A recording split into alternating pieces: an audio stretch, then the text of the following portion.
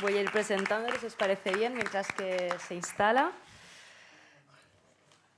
Iván Sambá de Bequerín, Cátedra de Estudios de Género en la Universidad de Valladolid, nos va a presentar la construcción patriarcal de la sexualidad masculina, pornografía, prostitución y violencia sexual.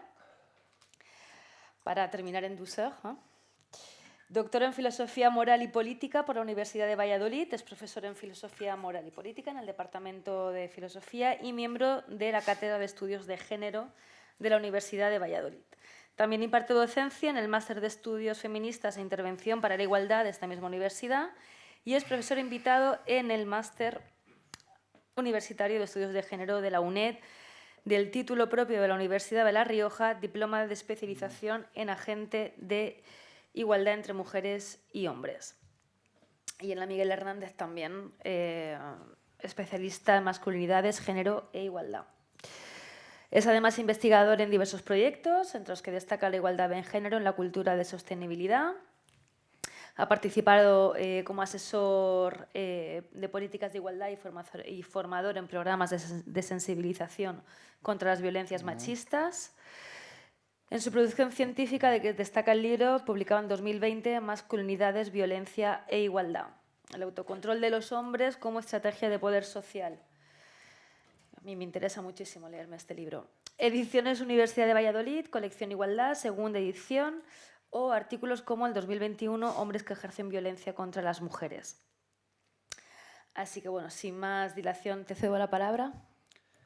Bueno, pues lo primero, casi disculparme por llegar con tanta premura. Estoy un poco estresado, no sé si se me nota, y además,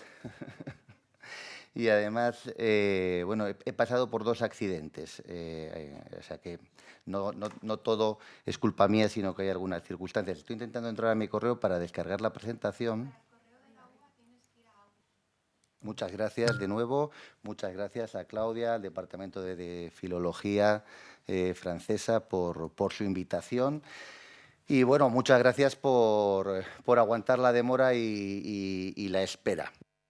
Voy a ir introduciendo la idea central de esta intervención. Pensaba que habría llegado ya Ana de Miguel, pero bueno, veo que ha padecido circunstancias similares a las mías. Y esta idea es una idea que esboza ella en un artículo, en una publicación del 2012, creo que se llama La prostitución, una escuela de desigualdad humana. Es decir, en este artículo, Ana de Miguel viene a señalar que el hecho de que exista la prostitución, el hecho de que los hombres nos socialicemos, crezcamos bajo la conciencia de que existen mujeres que están a nuestro servicio para satisfacer nuestros deseos, nos consolida, nos socializa en una forma específica de agencia en la reproducción de la desigualdad. Esta agencia es la agencia prostituyente, asumiendo los términos, la terminología de la socióloga feminista Sheila Jeffries. El concepto agencia prostituyente lo que viene a señalar es que lo que se denomina de una manera socialmente neutra o aséptica como consumo de prostitución no es tal, no es ni neutra ni aséptica, puesto que con nuestra demanda los hombres reproducimos, con nuestra demanda de prostitución, los hombres estamos reproduciendo, incentivando una estructura de explotación sexual de las mujeres y al mismo tiempo estamos afianzando lo que Carol Pateman denominó el derecho sexual patriarcal, es decir, el derecho de todos los hombres como colectivo, un derecho reglado, una pauta reglada de acceso sexual al cuerpo de las mujeres. Bueno, en esta intervención lo que voy a tratar es de comentar algunos cambios basándome básicamente en la construcción social de la masculinidad, en la masculinidad patriarcal normativa, cambios que han acontecido desde el 2012 hasta el día de hoy, 2024, por el cual podemos sostener que la industria de la explotación sexual, en referencia al concepto, ¿no?, que algunas compañeras, como la profesora Angélica Velasco aquí presente o Mónica Lario han han resignificado, ¿no? Antes hablábamos de industria del sexo, hoy en día podemos hablar abiertamente de industria de la explotación sexual, es decir, el continuo pornografía, trata, prostitución, está socializando a todos los hombres en un modelo de sexualidad que es violencia, yo diría cada vez más explícita contra las mujeres. Bueno, vamos a proceder. Siempre me gusta hablar un poco primero de qué es la masculinidad, ¿no? Puesto que parece que tenemos todos y todas claro este concepto, pero tradicionalmente la masculinidad ha venido a significar una identidad que nos diferencia biológicamente a los hombres de las mujeres, ¿no? Desde que el movimiento feminista, la teoría feminista, entra en escena, sobre todo a partir de mediados del siglo pasado, del siglo XX, comenzamos a hablar de la masculinidad como una construcción sociocultural. En concreto, me voy a referir a la masculinidad patriarcal, la que es normativa en las sociedades que se caracterizan por la dominación masculina, que según el antropólogo David Gilmour se caracteriza por 3 exigencias sociales.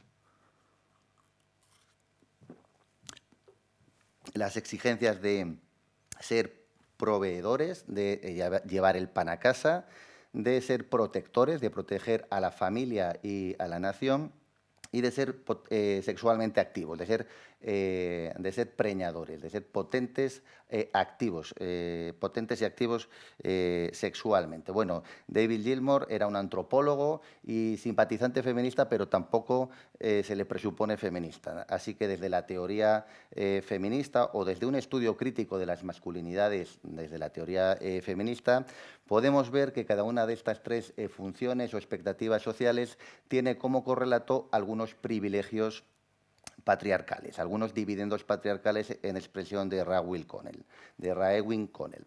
Así, por ejemplo, frente a la expectativa o función de la provisión económica, los hombres hemos tenido la posibilidad de desarrollar un trabajo en la esfera social pública y siempre más presencia en esta y autonomía económica.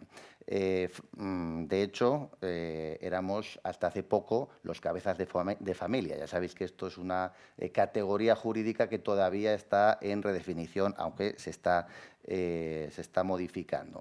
El cabeza de familia también hace alusión a la autoridad del hombre como padre dentro de la familia. Es decir, la expectativa de protección también nos concedía mayor autoridad dentro de la familia y, además, la expectativa de protección nos ha legitimado socialmente a los hombres en el ejercicio de la violencia, ¿no? Desde la Grecia clásica, donde en las ciudades-estado los hombres eran disciplinados en el ejercicio de la violencia, tenían que trabajar el cuerpo y la mente para ser ciudadanos libres e iguales, el cuerpo para defender este derecho de ciudadanía dentro de su Estado, para defender el Estado, para defender la nación.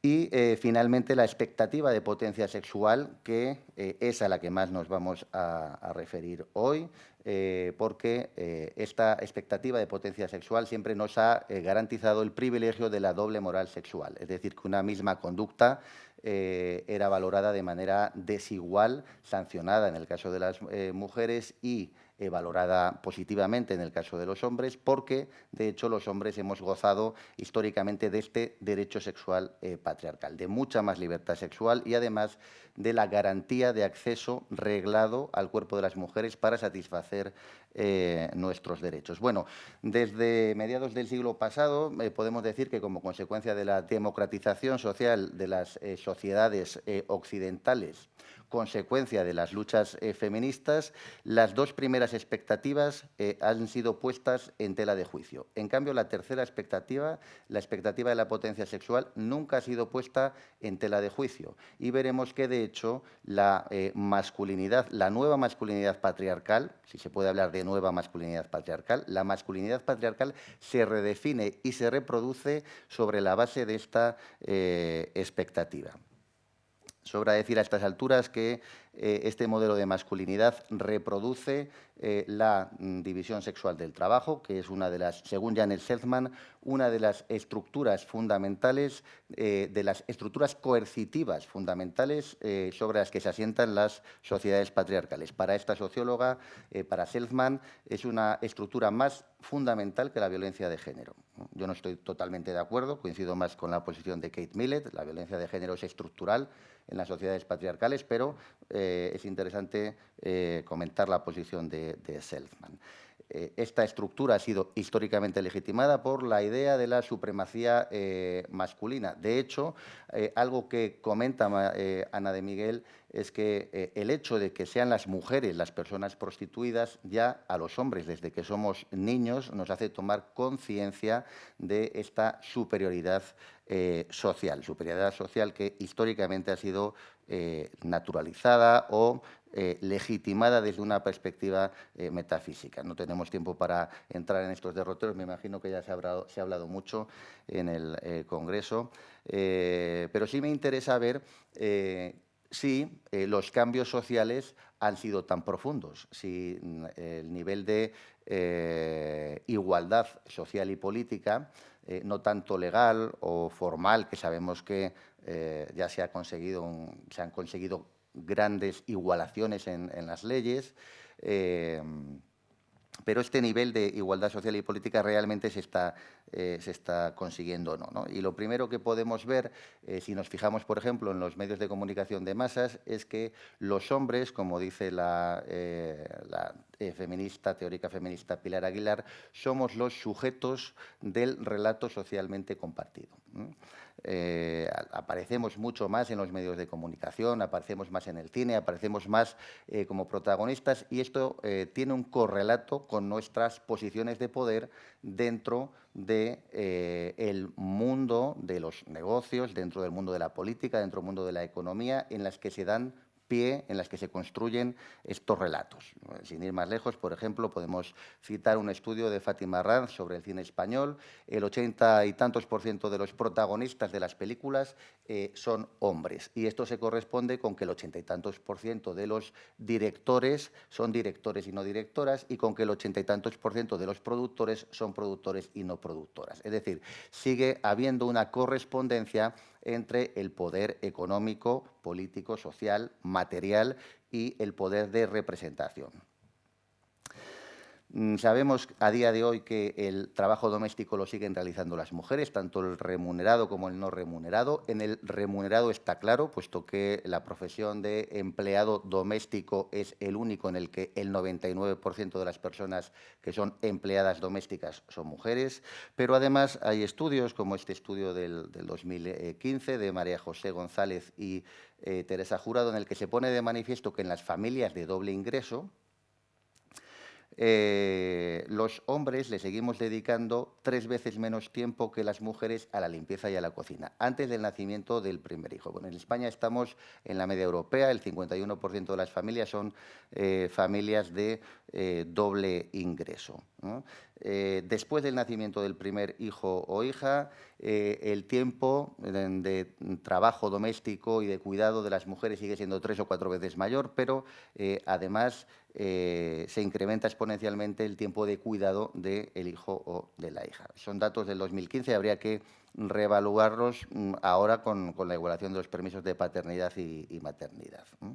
Bueno, sabemos que existe una brecha salarial de entre el 21 y el 23%, y fijaros, expectativa de protección, ¿no? Esta es una película del 2020, Jurassic World. Si analizamos esta imagen, ¿qué roles tienen el padre, los hijos, varones en este caso, y la mujer?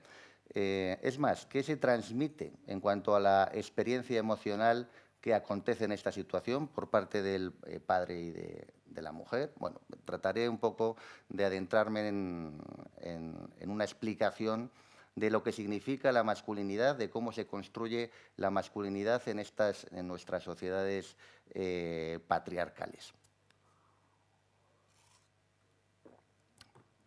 Me interesa simplemente con esta imagen señalar que sigue habiendo una reproducción subliminal a través de los medios audiovisuales de masculinidad de este rol del protector, de este rol del proveedor también, del breadwinner, el hombre que trae el pan a casa, y finalmente, sobre todo, de el macho hiperviril, el macho alfa, a través de la pornografía, y no solo de la pornografía, del discurso pornográfico como tal, sino de lo que denominaríamos pornografía blanda, ¿no? Que es toda la pornificación de la cultura, toda la pornificación de la representación de mujeres como objetos hipersexualizados y de los hombres como sujetos sexuales. Aquí tenemos una imagen, por ejemplo, en donde tenemos constancia de este hecho, ¿no? Tenemos, no vamos a hacer publicidad, pero tenemos a un cantante y a este cantante se le está representando como un macho alfa, ¿no? Como un macho con una gran potencia, con hipervirilidad suficiente para cumplir con la expectativa del hombre sexualmente potente. Y además, no solo eso, sino que si nos fijamos en cómo está construida la imagen, podemos ver que es una imagen construida para el placer de la mirada masculina, construida para alentar a los hombres que observan esta imagen a identificarse con el modelo de masculinidad que está representando la persona que aparece en la misma. Bueno, en este libro del que hablábamos antes, Masculinidades, Violencia e Igualdad, traté de proponer una hipótesis o una tesis acerca de cómo se construye la masculinidad patriarcal, de cómo somos socializados los hombres en estas tres expectativas. Los hombres tenemos que cumplir con estas tres expectativas: ser proveedores, ser protectores y ser preñadores. ¿Cómo? ¿Cómo lo somos? Pues históricamente lo hemos ido a través de una pragmática que yo denominé pragmática masculina del control.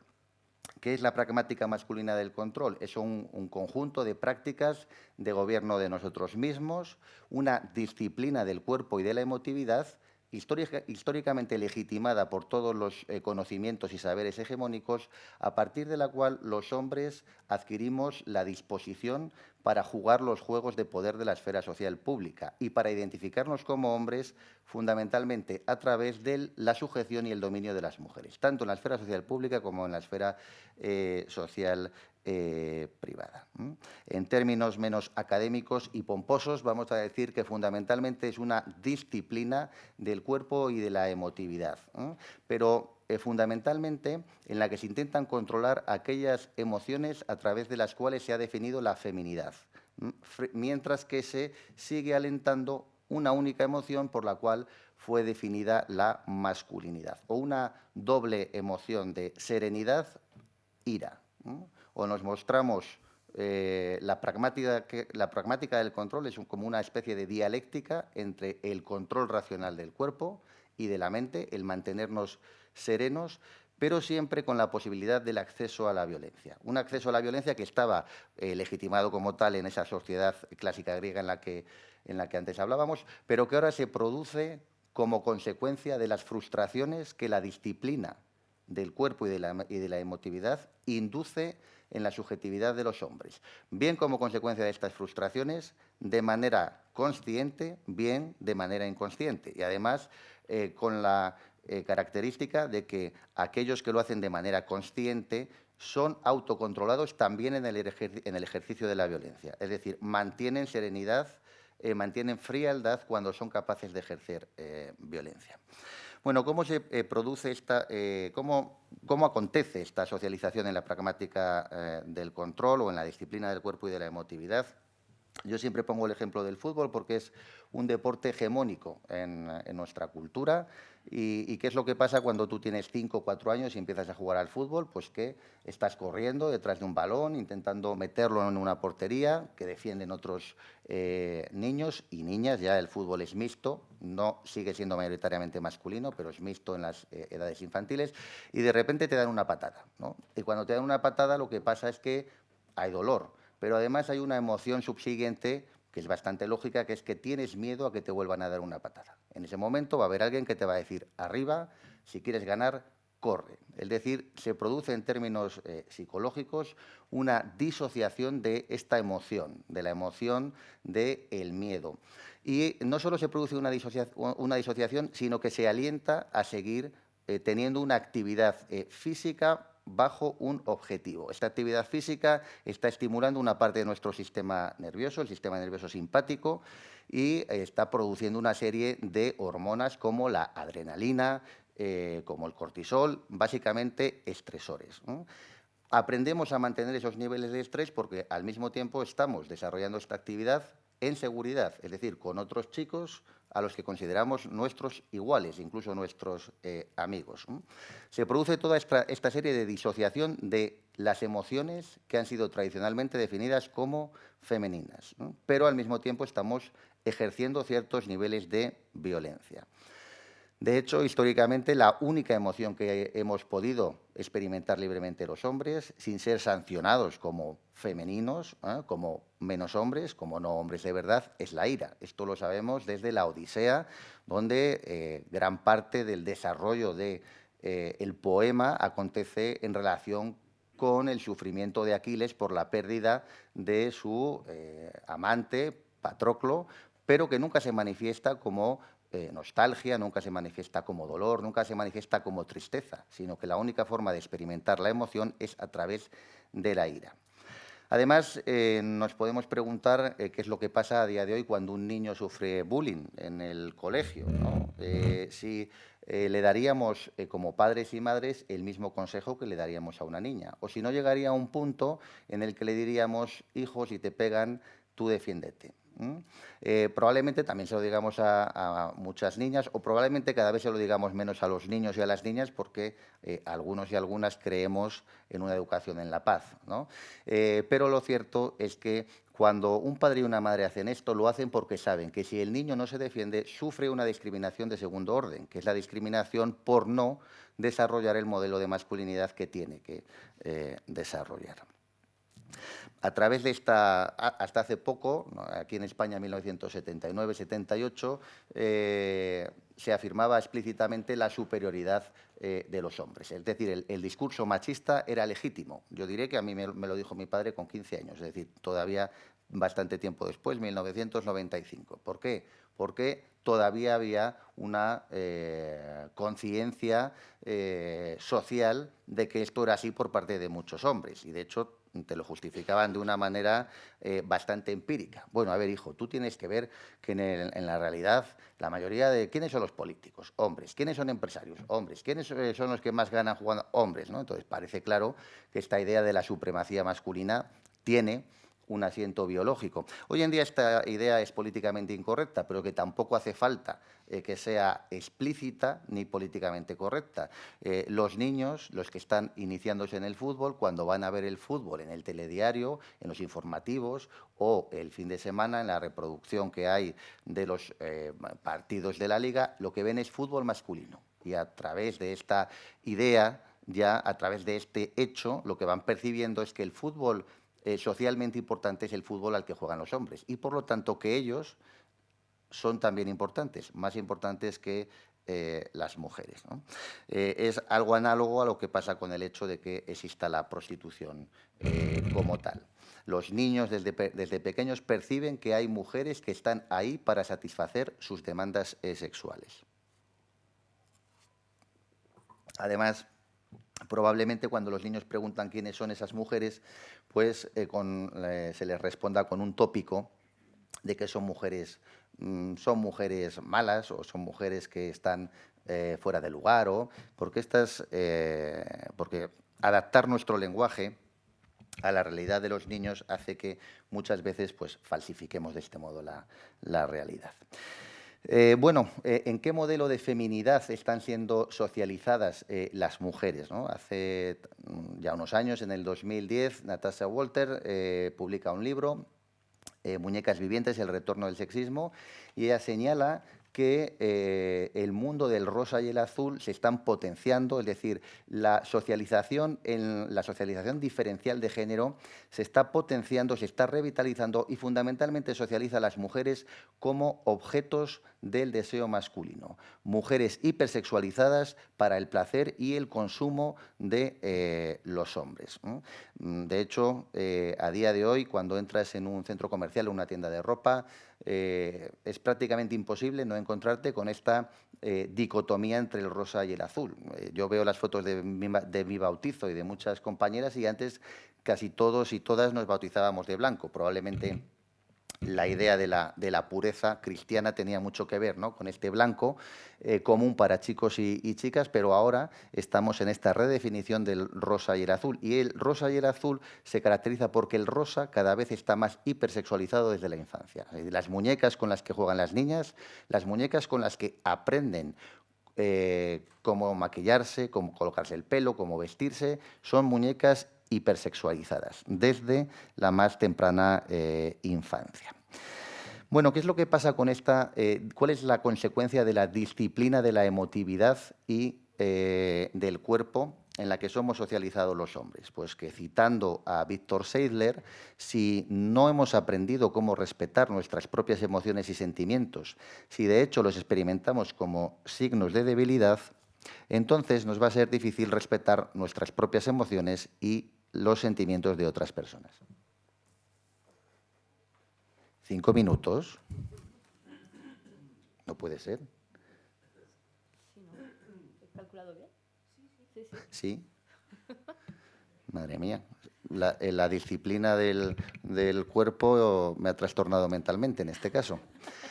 Bueno, pues entonces voy a ir mucho más adelante, voy a ir mucho más rápido.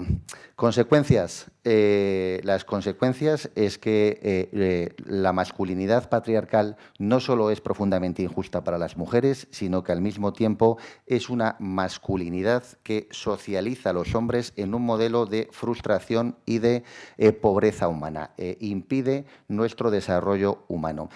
¿Cómo se produce esto en la socialización, en el modelo patriarcal de sexualidad? Bueno, pues tenemos aquí varios mitos, 2 fundamentalmente. Voy a ir muy rápido, lo siento. Uno, el de la insaciabilidad de el apetito sexual masculino, ¿no? Parece que los hombres siempre tenemos que estar dispuestos y además que siempre tenemos la capacidad eréctil, aquí está la expectativa de hiperpotencia, y otra es que esta expectativa de hiperpotencia se concreta en esto, en capacidad eréctil, del mismo modo que la sexualidad se reduce a el coito, a la penetración. Hablamos en este sentido de un narcisismo fálico. Como consecuencia de estas 2 características se produce la idea de la máquina sexual, de este macho alfa, que en el fondo no es más que una forma compulsiva de vivir la sexualidad. ¿Por qué acontece esta forma compulsiva de vivir la sexualidad? Porque los hombres experimentamos la sexualidad como una forma de confirmar la masculinidad patriarcal. ¿Esto qué quiere decir? Que esta sexualidad, este modelo de sexualidad va a ser pernicioso para nosotros mismos, como señalábamos antes, nos va a generar ansiedad y frustración, ansiedad por emular el modelo, por alcanzar este modelo de hipervirilidad, pero al mismo tiempo que existe una forma de satisfacer este modelo, que es como objetualizando sexualmente a las mujeres, más cuando existe un grupo cada vez más extenso de mujeres que han sido explotadas para nuestra satisfacción sexual. La idea de la frustración no es mía. Ya en 1995 una experta en trastornos de la sexualidad, Leonor Tiefer, señalaba que la mayoría de las disfunciones eréctiles tienen una causa psicológica y no orgánica. Es decir, más del 50% de las disfunciones eréctiles tienen que ver con con la experimentación de esta frustración por emular un modelo de hipervirilidad. Y por otro lado, ya hemos mencionado que existe una industria de explotación sexual a partir de las cuales se reproduce el derecho patriarcal de los hombres de confirmar esta forma de sexualidad mediante la dominación de las mujeres. Bueno, dado que he sobreestimado el tiempo que tenía, bueno, no quiero quedarme sin contar dónde se reproduce este modelo de sexualidad, ¿no? Se reproduce dentro de los grupos de iguales, fundamentalmente. Si toda la sociedad, con la representación de las masculinidades, nos estimula a ver como deseable este modelo, que en el fondo es frustrante. Por otro lado, dentro de los grupos de iguales varones, de entre iguales varones están la pandilla de amigos, pero también está tu padre, también está tu tío, también están todos aquellos hombres que tenemos en estima y nos aportan seguridad. Nos contamos una serie de verdades que son las verdades que nunca nos cuentan, las que no son políticamente correctas y que están formuladas desde unas alianzas masculinas. Celia Amorós los define como pactos patriarcales, pactos a partir de los cuales nos reconocemos como libres e iguales frente a las mujeres, que significamos como idénticas, que heterodesignamos como idénticas, como a partir de la definición, hoy en día podríamos decir, hipersexualizada de la feminidad. Bueno, estas son las verdades que nos contamos, ¿no? A mí siempre me apetece, yo siempre estoy dispuesto, de esto no me canso, es decir, estamos reproduciendo el mito del hombre hiperpotente. Y además es una verdad que se graba a fuego emocionalmente, porque te lo cuentan tus iguales, aquellas personas en quienes confías, aquellas personas que te dan seguridad. Simultáneamente reproducimos también los mitos sobre la feminidad. A ellas les gusta así, son masocas por naturaleza, las que están ahí es porque quieren, son todas iguales, idénticas, y son prostitutas por naturaleza. Un viejo estereotipo también sobre la feminidad, un viejo estereotipo patriarcal. Fijaros, estudio de Lluís Ballester y Carmen Orte, cómo accedemos los hombres a la pornografía frente a las mujeres, un 62,4 porque nuestras amistades nos lo dijeron. Las chicas solo un 25,3. Hay que señalar que también la pornografía la consumen en un 70% hombres, ¿no? Mientras que el 30% aproximadamente son mujeres. Y voy a tratar de centrarme rápidamente en estos 5 minutos en cómo desde la pornografía se nos induce a desarrollar nuestra sexualidad como una forma de violencia sexual. En estos 5 minutos, que son 3, me imagino. Que ya son 2. Bueno, en principio habría que señalar que la industria de la pornografía es una industria masculinizada, es decir, los pornógrafos son hombres, los productores son hombres, sus empresarios son hombres, los receptores de Internet en los que se reproducen, en los que se retransmite, están en manos de hombres, ¿no? Algunos de los hombres más poderosos del mundo, que se definen como filántropos, son los que tienen cierta responsabilidad en que más del 50% de los contenidos que hay en Internet sean pornográficos, ¿no? Es decir, estamos ante un discurso plenamente androcéntrico. Además, la pornografía es un agente de socialización de referencia, no de pertenencia, pero sí de referencia porque multiplica las imágenes de masculinidad que obtenemos en nuestros grupos de socialización de pertenencia. ¿Y qué pasa con la representación de la masculinidad, ¿no? Pues vemos que el hombre es siempre el sujeto del deseo. De hecho, el relato comienza con el deseo masculino y acaba con la eyaculación masculina. Además, vemos una paradoja, ¿no? Que somos, ¿quién es el sujeto del relato pornográfico? Puesto que no hay el hombre aparece sin rostro y lo que tenemos es mujeres con su rostro, con su cuerpo en escena, pero no son el sujeto realmente. El sujeto de la escena es el pene. Tenemos ahí la reducción falocéntrica a genitalidad y en este caso la genitalidad masculina, ¿no?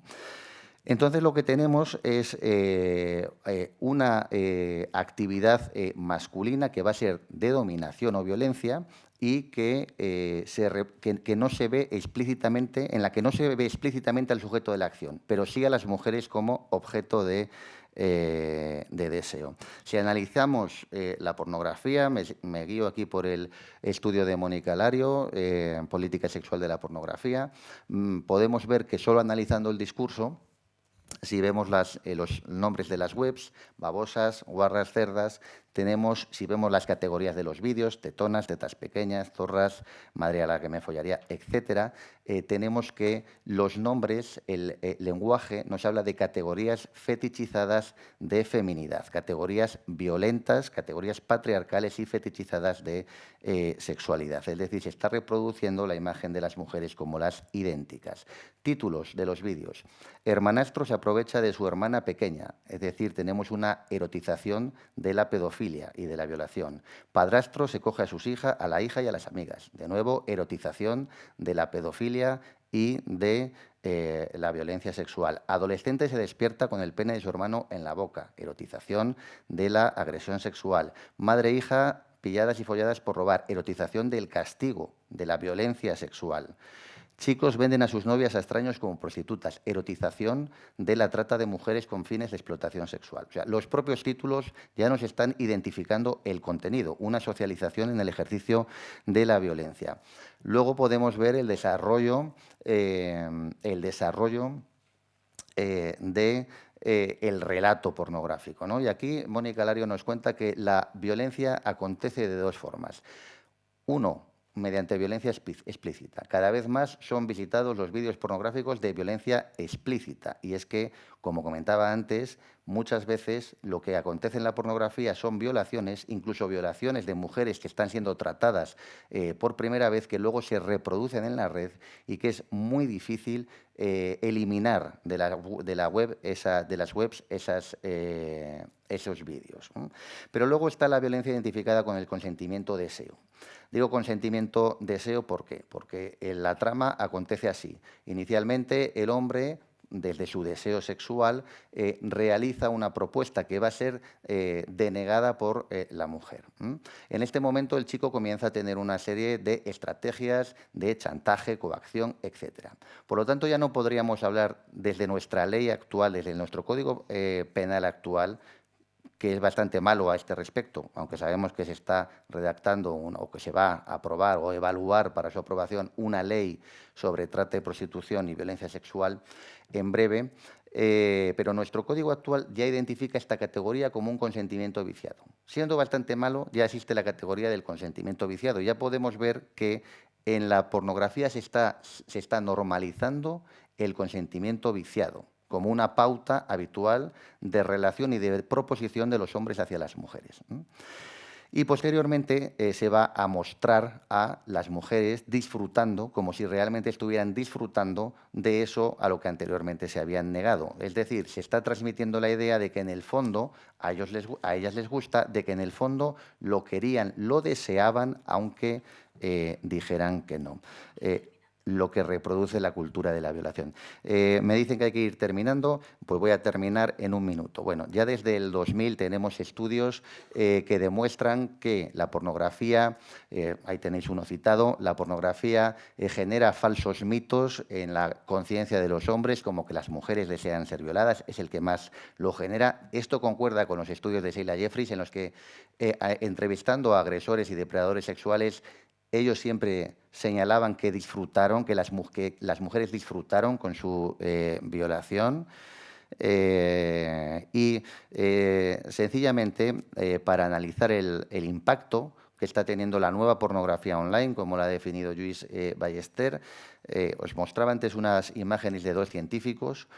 Uno sigue propagando el bulo, el mito de que la violación es una estrategia de selección natural. No me da tiempo a descalificar esto, pero cae por su propio peso, no tiene prácticamente valor empírico y además está construida desde una determinada interpretación científica lógicamente androcéntrica, pero el otro ha puesto de manifiesto que la violencia masculina no tiene una causa biológica, en concreto que no se asienta en la testosterona, que sigue siendo la principal justificación desde cientificista de las violencias masculinas. Por lo general, desde las ciencias empíricas, lo que se suele decir es que no se puede explicar esta causalidad en términos empíricos. Ahora bien, si no se puede explicar esta causalidad en términos empíricos, cuanto menos podemos corroborar su correlación. Tenemos datos desde el 2013, la nueva pornografía online aparece con el 4G, estoy acabando, perdona, la nueva pornografía online aparece con el 4G, desde el 2007, 2010 aproximadamente, bueno, datos desde el 2013 hasta el 2021, incremento de las agresiones sexuales sin la valoración de la nueva ley, o sea, de la ley del 2022, la ley de la libertad e integridad sexual, desde los 9.468 hasta los 17.000 casos, es decir, se han duplicado prácticamente. 78% de estos casos, abusos y agresiones sexuales, esta tipología va a cambiar con la nueva ley, serán todo agresiones sexuales, siendo las víctimas mujeres en el 86% de los casos, los agresores hombres en el 97%. En síntesis, el 99,6% de las mujeres que ha sufrido violencia sexual la ha sufrido a manos de un hombre. Media del 2021, hombres de entre 18 y 30 años, 3.000 312 casos, el 30%, pero un 10% son hombres menores de 18 años ya, entre 14 y 18 años. Incremento, asimismo, en el 45% en abusos y agresiones sexuales en grupo, en manada. Si hubiéramos tenido un poco más de tiempo, hubiéramos visto que hay dos categorías de vídeos pornográficos que representan violaciones en grupo. Bueno, son datos públicos del 2021.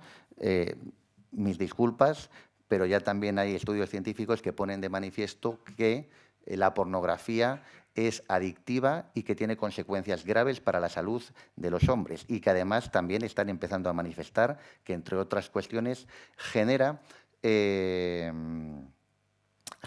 disociaciones cognitivas y falsas distorsiones cognitivas y falsas creencias como que las mujeres desean ser violadas.